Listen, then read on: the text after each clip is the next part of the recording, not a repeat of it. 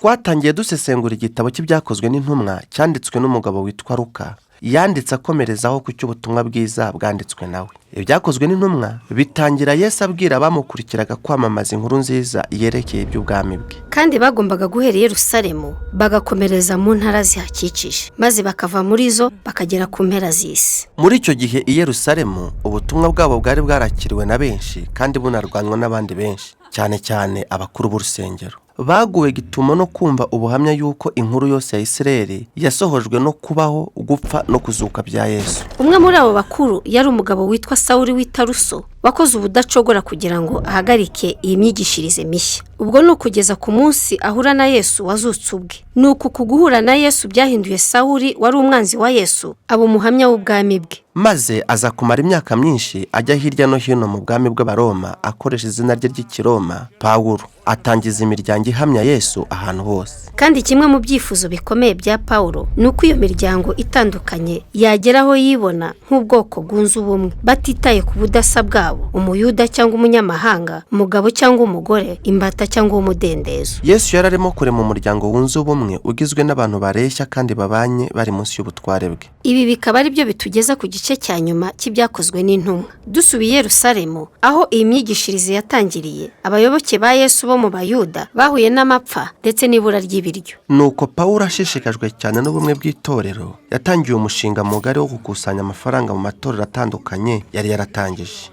Bakusanyirizaga amafaranga yabo hamwe kugira ngo we hamwe n'itsinda ry'ababahagarariye bashobore kuyajyana nk'impano yo gutabara ab'i Yerusalemu. Ariko ntabwo kujya i Yerusalemu kwa Pawulo yari kubatekanye. Abakuru b'Abayuda baho baramwangaga cyane, bifuza ko yanapfa. Kandi Pawulo yari azi ko ari kujya mu mutego. Inshuti ze zose zamwingingiye kutajyayo, nyamara nta n'umwe washoboraga kumuhagarika. Ni ukuri, ni kuki se Pawulo yashyiraga ubuzima bwe mu kaga atwariye impano? Ntiyashoboraga kohereza undi muntu? Umva, ku bwa Pawulo iki yakibonaga nk'igikorwa kimureba we ubwe. I Yerusalemu niho yahoze agira uruhare mu iyicwa ry'abayoboke ba Yesu. None ubu bwo agiye yajyanywe no kubakorera. Ni naho kandi Yesu ubwe yiciwe.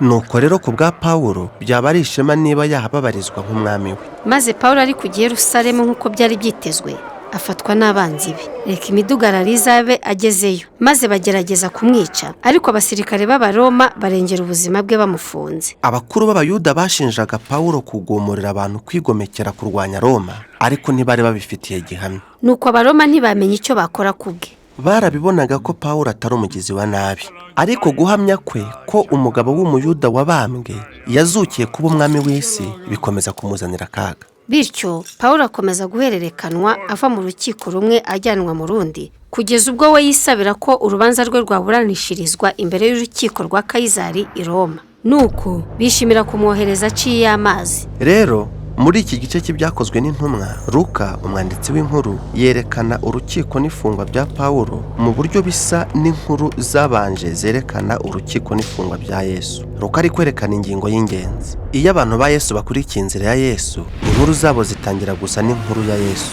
Ibyo bikaba ari byiza, nyamara kandi bisaba ikiguzi. Bari mu nzira bagana i Roma, ubwato bwari butwaye Pawulo bwibasiwe n'umuhengerokazi, abantu bose bakuka imitima. Uretse Pawulo yari mu cyumba cyo hasi asangira ifunguro n'abandi, nk'uko Yesu yabikoze ijoro ryabanjirije urubanza rwe.